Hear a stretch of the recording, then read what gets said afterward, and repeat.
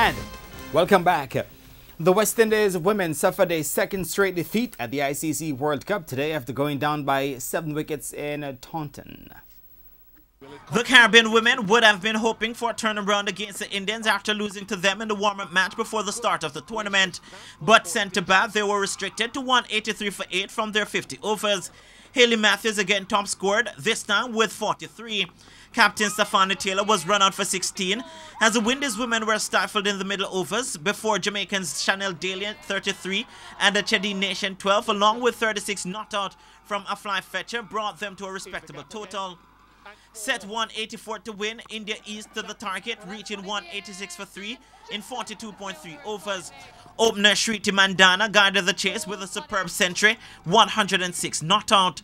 She shared in a 108-run third wicket stand with captain Mithali Raj, who added 46. Shamila Connell, Matthews and a disappointed Taylor were the wicket takers for the Windies. And Taylor, though, believes things went wrong from their time at bat. I think, when you look back at the game, you would think that that's where you went wrong, where you're not rotating in the strike, and it does show that we had too many dot balls and batters not in the middle there rotating in the strike. While it was a second defeat for the Windies, it was a second straight win for India, which pleased Captain Raj.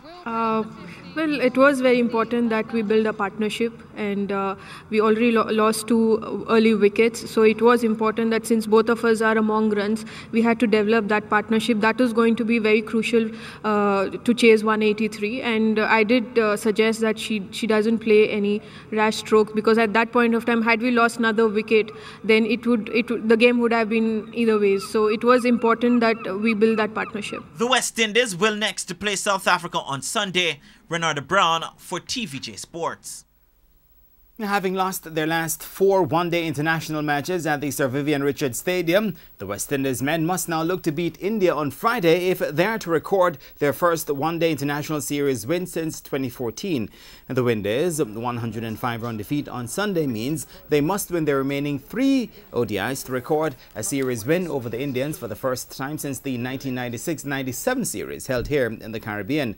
And the Windies have also made 2 changes to their squad from the opening 2 matches, with Sunil Ambrose and Kyle Hope replacing Jonathan Carter and Kieran Powell. Meanwhile, rain could also play a part after the Windies practice had to be cancelled due to the inclement weather.